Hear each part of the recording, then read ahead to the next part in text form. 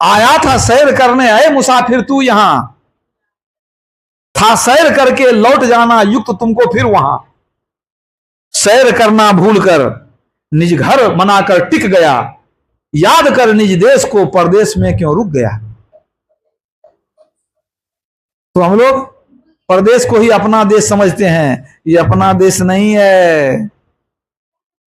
अपना देश कैसे हो सकता है? हमारा देश तो वह है जहां हमारे पिता है। उस देश में हमको जाना है तो जाने की तैयारी करनी पड़ेगी। तुलसीदास जी ने विनय पत्रिका में लिखा है, जीव जबते हरिते बिलगानो, तबते देह गेह निज जानो, माया अवस स्वरूप बिसरायो, यही भ्रमते नाना दुख पायो।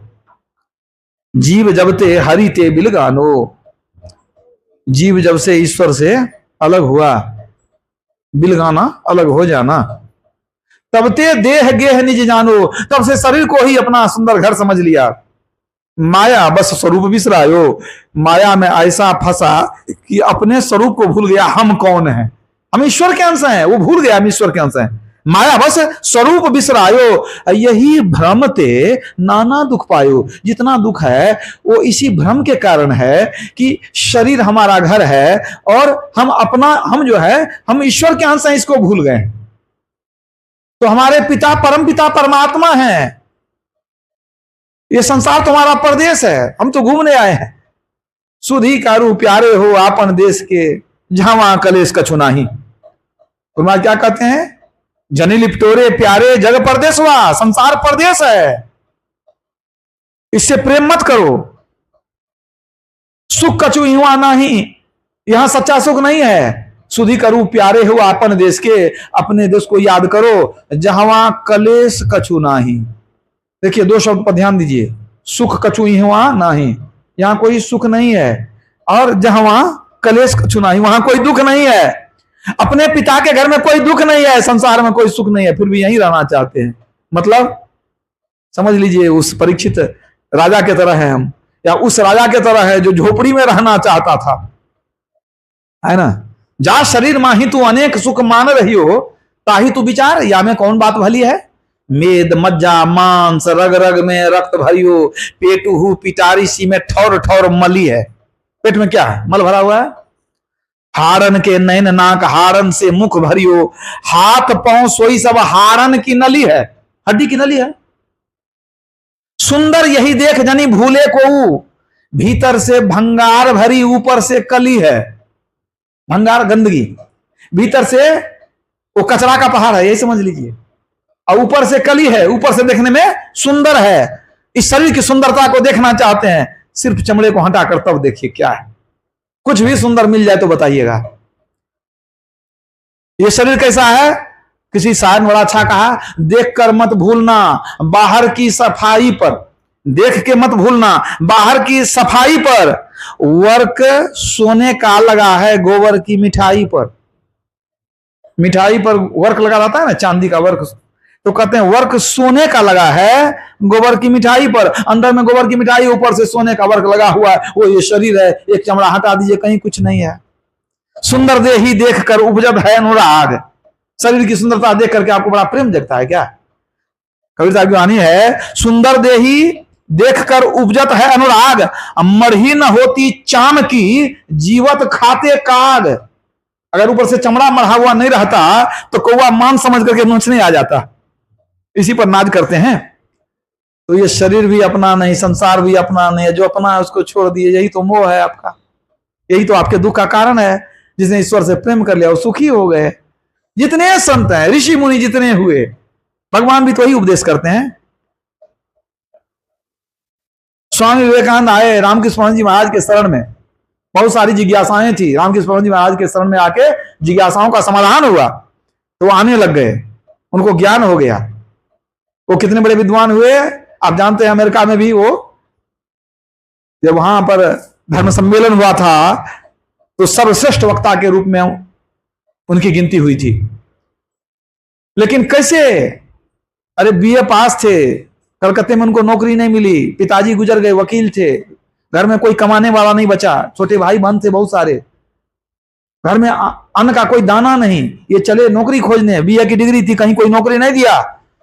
कलकत्ते में कोई नौकरी नहीं दिया, वो गुरु के शरण में आए, बाद में अमेरिका गए तो कह दिया वहां के विद्वानों ने कि he is learned beyond learning, अर्थात यह विद्वता के परे का विद्वान है। अर्थात माना हम इसकी विद्वता का परख नहीं कर सकते, जांच नहीं कर सकते। तो इतने बड़े विद्वान कैसे हो गए वहां धर्म संसद में? सबसे बड़े विद्वान ये कैसे हो गए जिनको कलकत्ते में नौकरी नहीं मिली? बीए पास तो पहले भी थे। गुरु के ज्ञान से वो विद्वान हुए, महान हुए। तो जब गुरु के शरण में आए, रामकृष्ण परमहंस जी महाराज के शरण में आने लग गए धीरे धीरे, तो एक दिन कहते हैं रामकृष्ण परमहंस जी महाराज कि नरेंद्र एक भजन सुना दो। पहले का नाम नरेंद्र था, नरेंद्र नाथ दत्त। नरेंद्र एक भजन सुना दो। तो उन्होंने बंगला में एक भजन गाया। क्या गाया?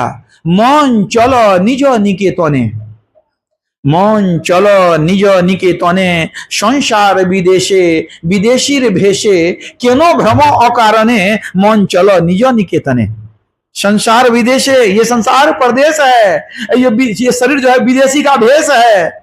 क्यों भ्रमो अकारणे, इस संसार में विदेशी का भेष पहन करके ये परदेश में तुम अकारण भटक रहे हो, निरुद्देश्य यहां वहां भटक रहे हो। तब क्या करो? मन चलो निज निकेतने, ऐ मन अपने घर को चलो। अपना घर कहां है? जहां हमारे पिता है। पिता कौन है? परम पिता, परमात्मा। वो कौन है? सृष्टिकर्ता। जिन्होंने सृष्टि को बनाया वही हमारे पिता है, दूसरे कोई हमारे पिता नहीं हो सकते। याद रखिए, जो श्रेष्ठ है हमसे वो हमारे पिता होंगे। हमसे श्रेष्ठ कौन है? एक परमात्मा है जिनके हम अंश हैं। अब कुछ लोगों के मन में होगा क्यों देवी देवता क्यों नहीं श्रेष्ठ हैं? अगर देवी देवता ही आपसे श्रेष्ठ हैं तो भगवान राम ने ये क्यों कहा कि बड़े भाग मानुष तनु पावा, असुर दुर्लभ सब ग्रंथ ही बगावा। बड़े भाग से आपको मनुष्य शरीर मिला है। ये मनुष्य शरीर देवताओं को दुर्लभ है। मनुष्य योनि देवता से ऊंचा है, श्रेष्ठ है, दुर्लभ है। देवताओं को दुर्लभ है तो श्रेष्ठ कौन हुआ? दुर्लभ चीज श्रेष्ठ हुआ कि जो सुलभ है वो श्रेष्ठ होगा। देव शरीर सुलभ है, मनुष्य शरीर दुर्लभ है, भगवान राम ने कहा, इसलिए मनुष्य शरीर श्रेष्ठ है। तो देवता हमारा इष्ट नहीं हो सकता। देवता तो अनेक है, देवताओं को पैदा करने वाले जो है वो हमारे इष्ट हैं। क्यों? उन्हीं ने हमको भी पैदा किया। जिसने देवता को पैदा किया उन्होंने हमको भी पैदा किया। 33 करोड़ देवता हैं, ईश्वर एक है। सृष्टि तो थी नहीं, परमात्मा ने सृष्टि का निर्माण किया, तभी देवी देवताओं को पैदा किया, पशु पक्षी मनुष्य को, जीव जंतु को पैदा किया, सारी सृष्टि का निर्माण हुआ। तो हमारे इष्ट एकमात्र परमात्मा है।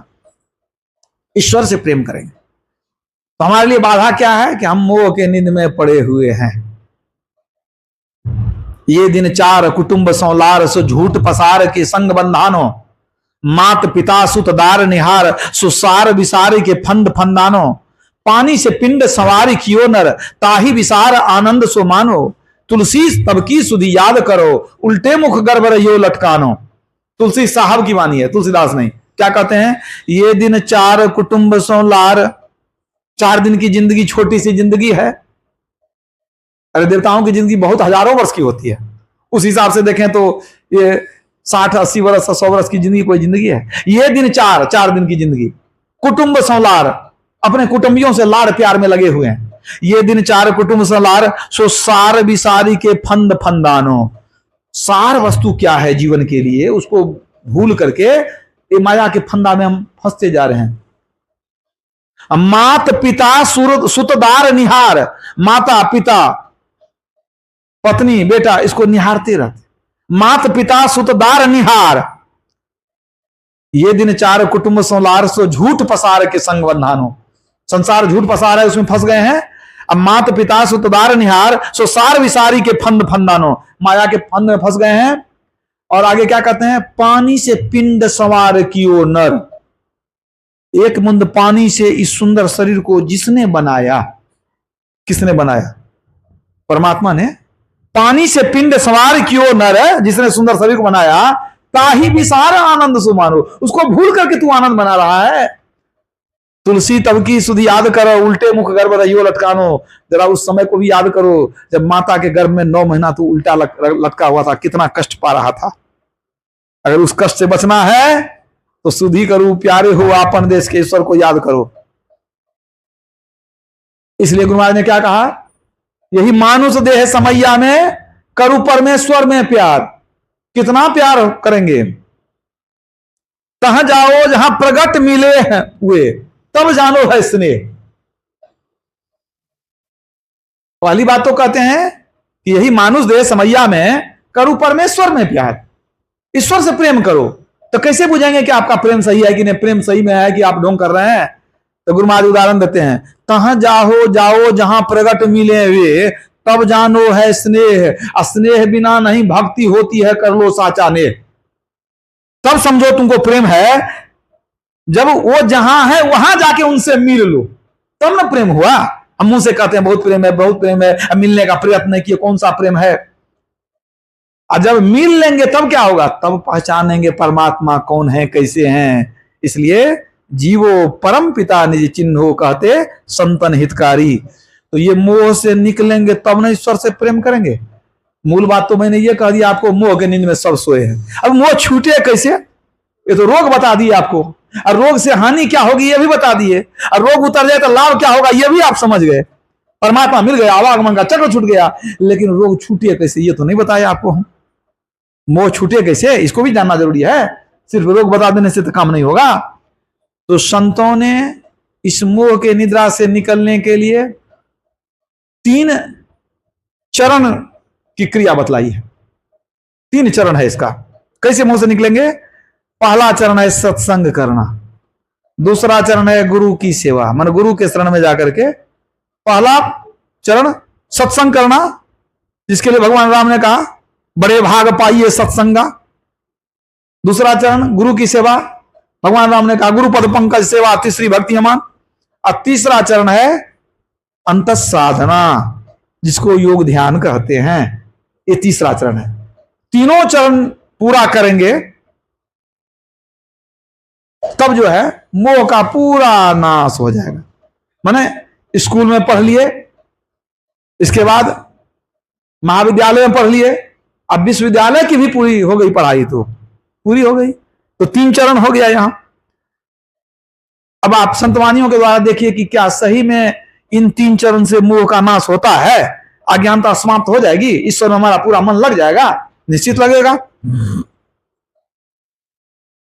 बिनु सत्संग न हरि कथा, तेहि बिनु मोह न भाग। अमोह गए बिनु बिनु राम पद, हो ही न दृढ़ अनुराग। रामचरितमानस में लिखा गया, तुलसीदास लिखते हैं बिनु सत्संग न हरि कथा, तेहि बिनु मोह न भाग। जब सत्संग सुनते हैं तब हम ईश्वर का गुणगान सुनते हैं, और गुणगान सुनते सुनते मोह का नाश होने लगता है, तब मोह का नाश होता है। बिनु सत्संग न हरि कथा, तेहि बिनु मोह न भाग। मोह नहीं भागेगा बिना सत्संग के, ठीक है। इसी बात को जगतगुरु शंकराचार्य ने कहा, सत्संगत्वे निःसंगत्वं, निःसंगत्वे निर्मोहत्वं, निर्मोहत्वे निश्चलितत्वं, निश्चलितत्वे जीवन मुक्ति। अब इसका अर्थ देखिए, सत्संगत्वे निःसंगत्वं, सत्संग करते करते निसंग हो जाते हैं, माने आसक्ति छूटती है।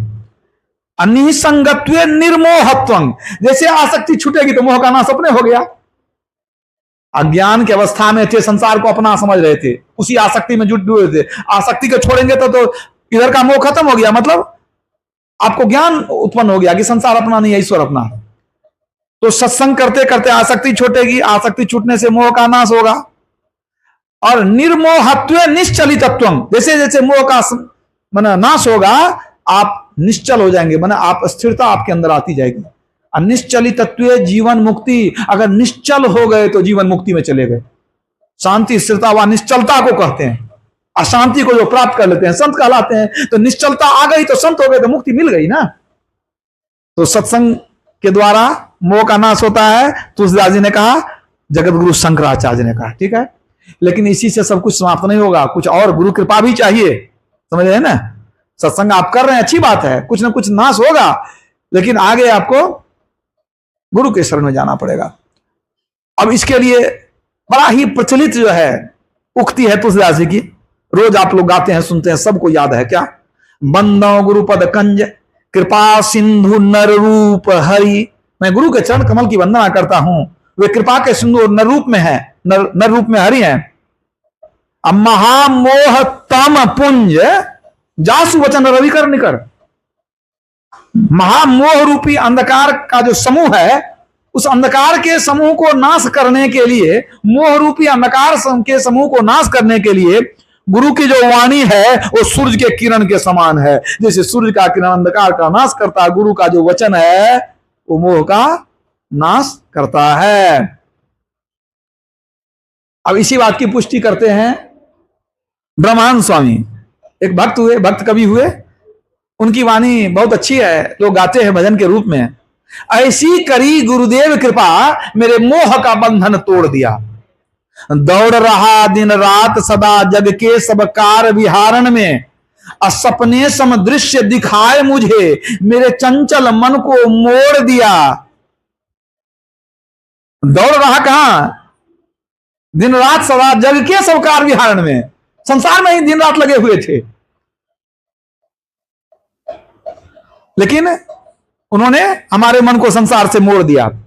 ऐसी करी गुरुदेव कृपा मेरे मोह का बंधन तोड़ दिया, दौड़ रहा दिन रात सदा जग के सब कार विहारण में, और सपने सम दृश्य दिखाए मुझे, ये संसार सपना है, मेरे चंचल मन को मोड़ दिया। कोई शेष महेश गणेश रटे, कोई पूजत पीर पैगंबर को, सब पंथ ग्रंथ छोड़ा करके एक ईश्वर में मन जोड़ दिया। ऐसी करी गुरुदेव कृपा मेरे मोह का बंधन तोड़ दिया। तो जब जग के कार विहारण में लगे हुए थे, मन को मोड़ दिया, ईश्वर में जोड़ दिया, तो ही तो मोह नाश हो गया ना। कितना सुंदर उन्होंने प्रतिपादन किया विषय का। अब आइए आगरा के संत राधा स्वामी साहब की वाणी है कि गुरु के चरण में जाकर के मोह का नाश होता है। क्या हिंदू, क्या मुसलमान, क्या ईसाई जैन, गुरु भक्ति पूर्ण बिना कोई न पावे चैन। गुरु भक्ति दृढ़ कर करो पीछे आन उपाय, पहले गुरु भक्ति करो तब दूसरे चीज की भक्ति करना। गुरु भक्ति दृढ़ कर करो अब पीछे आन उपाय, अब बिन गुरु भक्ति मोह जग कभी न काटा जाए। बिना गुरु की भक्ति किए संसार का मोह कटने वाला नहीं है। तो आपने देखा कि 3 संतों की वाणियों से कि गुरु के शरण में जाएंगे, उनके वचनों से प्रेम करेंगे, उनकी सेवा करेंगे तो मोह का और नाश होगा। लेकिन पूर्णतः मोह का नाश कैसे होगा? ध्यान में जब ज्योति का दर्शन होगा, शब्द की प्राप्ति होगी, तब होगा। इसके लिए क्या करना होगा? दृष्टियोग की साधना। दृष्टियोग करते करते आज्ञा चक्र में सूरत का सिमटाव होता है, आवरण भेदन होता है, अंधकार से प्रकाश में साधक जाता है, वहां ब्रह्म ज्योति का दर्शन होता है, दिव्य दृष्टि की प्राप्ति होती है, उससे मोह समझिए पूर्णतः समाप्त हो जाता है। रामचरितमानस में तुलसीदास जी ने लिख दिया, श्री गुरु पद नख मणिगण ज्योति, सुमिरत दिव्य दृष्टि ही होती, दलन मोह तम सो सुप्रकाशु, बड़े भाग उर आवई जासु। श्री गुरु के चरण नख में मणियों की ज्योति है, उसके सुमिरन से अर्थात उस पर दृष्टि टिकाने से, बिंदु ध्यान है ये, बिंदु ध्यान है जो बिंदु दर्शन होता है, इसको गुरु का चरण नख माना गया है। तो श्री गुरु के चरण नख में मणियों की ज्योति है, उसके सुमिरन से अर्थात उस पर दृष्टि टिकाने से सुमिरत दिव्य दृष्टि ही होती, दिव्य दृष्टि की प्राप्ति होगी, माना परम प्रकाश का दर्शन होगा, दिव्य दृष्टि ही होती। और तब क्या होगा? दलन मोह तमसो सुप्रकाशु, वो जो दिव्य दृष्टि से अंदर में सुंदर प्रकाश देखेंगे, उससे दलन मोह, मोह का नाश हो जाएगा। अब बड़े भाग उर आवैयासु, वो व्यक्ति बड़ा भाग्यवान है जिसके अंदर में वो प्रकाश प्रकट हो गया, बड़ा भाग्यवान है। दिव्य दृष्टि की प्राप्ति मतलब कहीं बैठे कहीं का देख सकते हैं। बिंदो मनोवलंग कृत्वा दूरदर्शन मापनुयात, योग शिखर उपनिषद में कहा गया कि परम बिंदु में मन लय हो जाए तो दूर का दर्शन प्राप्त होता है। दूरदर्शन उपनिषद का शब्द है, आप लोग दूरदर्शन कहते हैं टीवी को, यह शब्द कहां से आया? उपनिषद का वाक्य है। बिंदु मनोलंग दूरदर्शन आपनुयात, मतलब अगर बिंदु में मन लय हो जाए तो दूर का दर्शन प्राप्त होता है। मतलब लोग तो टीवी को दूरदर्शन कहते हैं ना, संत लोगों को दिव्य दृष्टि प्राप्त हो जाती है तो पूरे संसार का हाल वो बैठे बैठे देखते हैं। कौतुक देख ही शैल बनो भूतल भूरि निधान, तुलसीदास जी ने बालकांड में लिखा है। कौतुक खेल तमाशा देखते हैं कहां? भूतल भूरि निधान, जंगल में पहाड़ में क्या तमाशा हो रहा है बैठे बैठे संत लोग देख सकते हैं, जिनको दिव्य दृष्टि प्राप्ति हो गई है। तो उसी को एक दूरदर्शन बना दिया। असल दूरदर्शन तो अंदर में है। तो उससे क्या होगा? दलन मोह तमसो सुप्रकाशु, प्रकाश के दर्शन से मोह का नाश होता है। इस बात को एक दूसरे जगह और तुलसीदास जी ने रिपीट कर दिया। मैंने एक जगह कह दिए तो मान लीजिए कह दिए, लेकिन किसी बात को हमको अगर ज्यादा मैंने प्रभावी ढंग से कहना हो तो दोबारा भी कह देते हैं। मैं कुछ कह रहा हूं, लगता है कि आप लोग समझे नहीं समझे, दोबारा भी कह देते हैं, कहना पड़ जाता है। तो दूसरे जगह क्या कहते हैं तुलसीदास जी, राम भगति चिंतामणि सुंदर, अब बसे गरुड़ जाके उर अंतर। ये गरुड़ जी, राम की भक्ति जिसके हृदय में बस गई, राम भगति चिंतामणि सुंदर, बसे गरुड़ जाके उर अंतर, परम प्रकाश रूप दिन राती, नहीं कछु चाहिए दिया घृत बाती, न घी दिया बत्ती कुछ नहीं चाहिए। अब परम प्रकाश हो रहा है, ब्रह्म ज्योति हो रही है। कब हो रही है? दिन राती, दिन रात वो प्रकाश हो रहा है।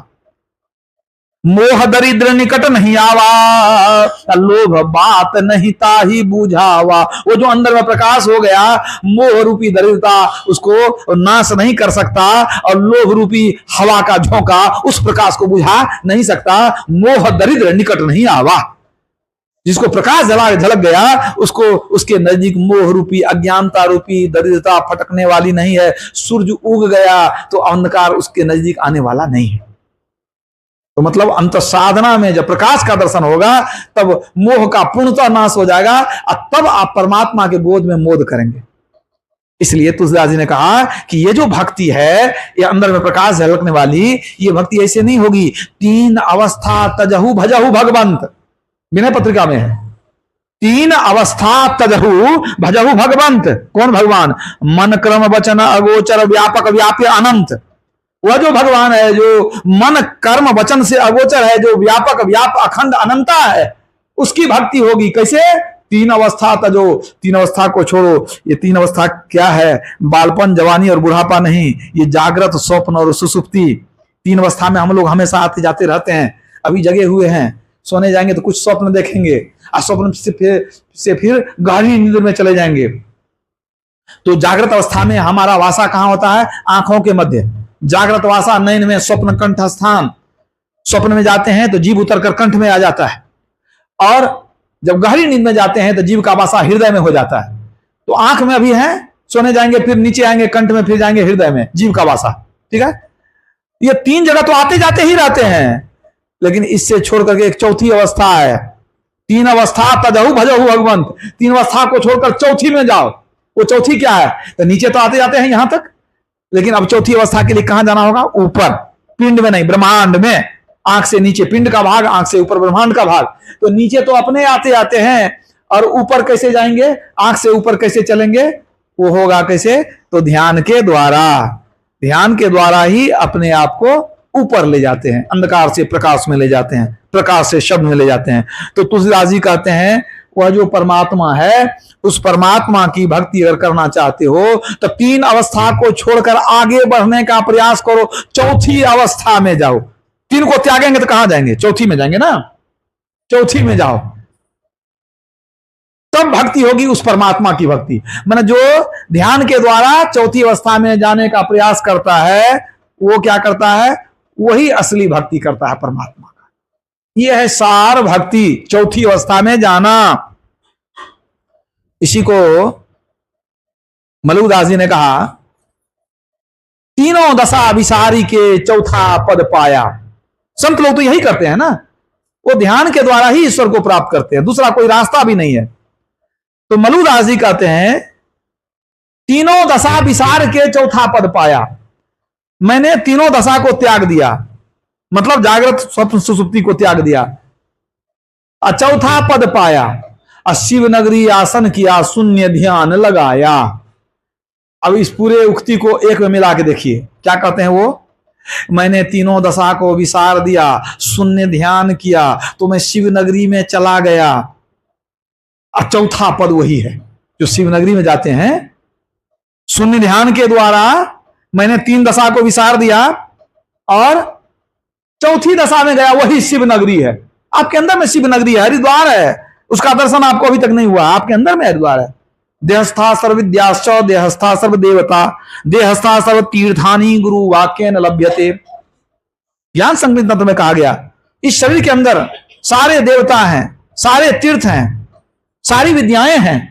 जो गुरु के बताए अनुकूल साधना करते हैं उनको पता चल जाता है अंदर में महातीर्थ है, प्रयागराज है। तो वही कहते हैं शिव नगरी आसन किया। असल में शिव भी अंदर में और शिव नगरी भी असल अंदर में ही है। तो मलुकदास जी वही साधना किए 3 और 10 को छोड़ करके। लक्ष्मीनाथ गोसाई का नाम आप लोग जानते हैं, बहुत लोग, मनगांव में हुए, सहरसा जिले में, उनकी वाणी है, वो भी यही साधना किए। वो कहते हैं चंचल चित्त को थीर करी, तेरा जो मन बड़ा चंचल है उसको स्थिर करो, चंचल चित्त को थीर करी और चौथी में चित लाभ, चौथी अवस्था में जाओ, लाभ क्या होगा? चंचल चित्त को थीर करी चौथी में चित लाभ, चंद्र सुधा रस चाखिए चिंता मणि पद पाओ। अलग अलग ढंग से व्याख्या की गई है।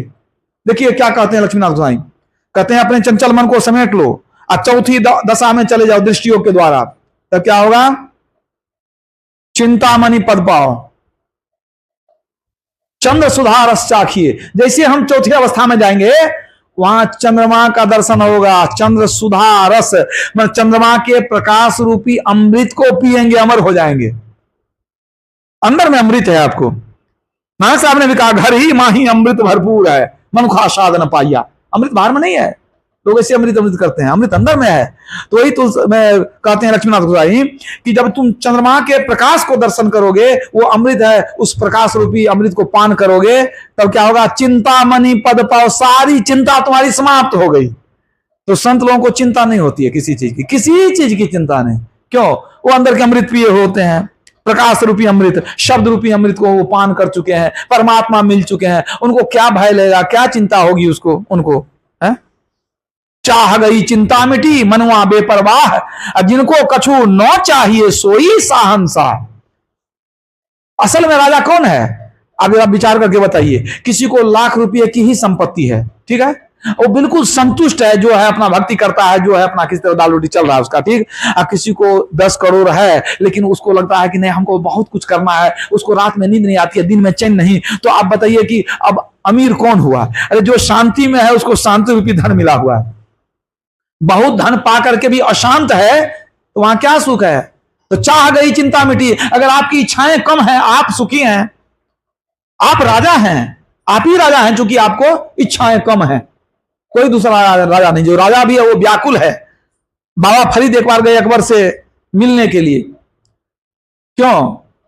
बालिकाओं के लिए कोई विद्यालय नहीं था, तो सबने कहा कि नहीं नहीं आपको तो बादशाह अकबर बहुत मानते हैं, आपको आदर करते हैं, आप जाइए। कहा नहीं हम राजा से कुछ नहीं मांगते हैं। सबने कहा कि महाराज आप समाज के लिए मांगेंगे, अपने लिए तो नहीं मांगेंगे, समाज के लिए मांगना है तो क्या दिक्कत है, समाज का काम हो जाएगा। बाबा फरीद चले गए वहां अकबर के दरबार में। अकबर उस समय जो है सो नमाज अदा कर रहा था, तो उनको दरबान ने कहा कि महाराज बैठिए, अभी वो जरा नमाज पढ़ लेंगे तब हम राजा साहब से मिलाएंगे।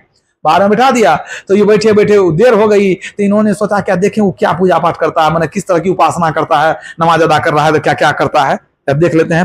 वो बाबा फरीद चले गए अंदर झांकने के लिए। अकबर तब तक नमाज अदा कर लिया था, हाथ उठा करके अल्लाह से कुछ मांग रहा था, या अल्लाह हमको तंदुरुस्ती दे, या अल्लाह हमारे खजाने को बरकत दे, या अल्लाह हमारे फौज को कामयाबी दे, हमको खजाना दे, धन दे, ये मांग रहा था। वो बाबा फरीद सुन लिए, वहां से चल दिए। जब चल दिए तो चल दिए। अब ये तुरंत जो जैसे नमाज अदा करके आए तो उन्होंने पूछा कि बाबा फरीद आए थे कहाँ? तो कहाँ है? तो चले गए। अभी बेचारे दौड़े कि बाबा आए थे, फकीर थे, और वो उनको हम हमसे मिले, वो अब बिना मिले चले गए, कोई दुखी तो नहीं हो गए? क्या कारण हो गया दुखी चले हो गए? तो राजा अकबर बादशाह दौड़े उनके पीछे, उनको कहते हैं कि फकीर साहब आप जा रहे हैं, बाबा आप जा रहे हैं, हमसे कोई खता हो गई, कोई गलती हो गई? कहने नहीं तुमसे कोई गलती नहीं, वो गलती हमसे हो गई। कहने तो आपसे क्या गलती होगी, आपसे क्यों गलती होगी? कहने नहीं गलती हम ही से हुई थी। कहने महाराज ऐसा क्यों कहते हैं, कुछ बताइए आप किधर आए थे? अरे मेरी से ही गलती हो गई थी, वास्तव में हम आए थे तुमसे कुछ मांगने, तो हमको लगा था कि तुम देने वाले हो, तुम राजा हो, तो इसलिए तुमसे मांगने आए। हम यहाँ आए तो देखे तुम सबसे बड़ा भिखारी है, इतना धन है, फिर कहता या अल्लाह भर दे, खजाने को भर दे, तुमरे ऐसा भिखारी कभी देखे नहीं हम। जब तुम मांगता है अल्लाह से तो हम क्यों, हम तुमसे मांग कर क्या करेंगे? हमारे मन में विचार आया कि जिससे तू मांगता हम भी उसी से मांग लेंगे, तुमसे नहीं मांगेंगे, तू हम बहुत बड़ा भिखारी है, हम तो थोड़ा मांगते हैं, तू तो कहता खजाना भर दे, तू बहुत बड़ा भिखारी है, हम चले। तो चाह गई चिंता मिटी मनवा बेपरवाह, सुखी वही है, शांत वही है जिसकी इच्छाएं कम है। जितनी इच्छा होगी उतनी अतृप्ति होगी, उतनी बेचैनी होगी। इसलिए संतोषम परम सुखम, भगवान राम ने कहा आठम जथा लाभ संतोषा। तो संसार की इच्छा को कम करेंगे और अंदर चलेंगे। अंदर में जब आपको सुख की प्राप्ति हो गई, शांति की प्राप्ति हो गई, वैसी शांति वैसा सुख संसार में है ही नहीं। संसार का सुख तो धीरे धीरे घटता है, संसार का आनंद घटता है, लेकिन अंदर का जो आनंद है, ईश्वर भक्ति का जो आनंद है, वह सिर्फ बढ़ता है। एक बंगाली महात्मा ने कहा आनंदे आनंद बारई प्रतिखौन दशेंद्रिय था के शून्य ते बंधन। दसों इंद्रियां थक गई, सारे बंधन समाप्त हो गए और अंदर में आनंद बढ़ता ही जा रहा है। ये अंदर का आनंद है। तो कहने का मतलब क्या है, संसार से मन को थोड़ा हटा करके समय निकाल करके प्रभु में लगाना चाहिए और मोह को त्यागना चाहिए, तभी हमारे जीवन में सुख शांति कल्याण होगा। अब मोह को त्यागने के लिए सत्संग कीजिए, सत्संग करते करते ज्ञान हो जाए तो गुरु से दीक्षा लीजिए, अगर दीक्षा ले चुके हैं तो थोड़ा थोड़ा जब ध्यान कीजिए। बस यही मनुष्य जीवन का सच्चा उद्देश्य है। यही बात भगवान राम भी बताना चाहते थे कि ये शरीर मिला है मुक्ति पाने के लिए, और बिना जुक्ति के मुक्ति होने वाली नहीं है। जुक्ति तो गुरु बताएंगे, स्वाभाविक बात है। दशरथ जी तो भगवान राम का बहुत दर्शन किए तो मुक्ति तो उनको मिली नहीं, वो स्वर्ग चले गए। शबरी ने जुक्ति लिया, ध्यान किया तो मुक्ति में चली गई। भगवान राम ने कहा सकल प्रकार भगत देतोरे। रामचरितमानस में लिखा हुआ है कि शबरी उस पद में गई जहां से लौट करके संसार में आना नहीं पड़ता है, मोक्ष में चली गई। तो ऐसा क्या किया शबरी ने कि मुक्ति में चली गई? ऐसा क्या दुर्लभ था दशरथ जी को कि बेचारे स्वर्ग नरक के चक्कर में रह गए। पांडव लोग मर करके नरक चले गए, फिर स्वर्ग गए, लेकिन एक साधारण गरीब परिवार में उत्पन्न हुए एक जोलाहा कबीर साहब मोक्ष में चले गए, वाल्मीकि ऋषि जो मोक्ष में चले गए, संत लोग मोक्ष में चले गए। तो जरूरी नहीं कि हम सब त्यागी बैरागी बन के जंगल में घूमे कि पहाड़ में चले जाएं। घर में जोग भोग घर ही में, घर तजीबन नहीं जावे। भक्ति एक ही है, घर में रख के करिए, घर छोड़ के करिए। असल में भक्ति होती है मन से, तो मन से करना है। जंगल में जाइए कि घर में रहिए, आंख बंद कीजिए, ध्यान कीजिए, तो मन को क्या पता चलेगा कहाँ है नहीं है। आपको तो मन को समेटना है। तो भक्ति एक ही है। शरीर को कहीं रखिए, जहां भी रहिए, लेकिन शांत जगह में रह करके दीक्षा लेकर के जब ध्यान करेंगे, कभी न कभी मुक्ति की प्राप्ति होगी और जीवन कल्याण में होगा। बोलिए प्रेम से श्री सद्गुरु।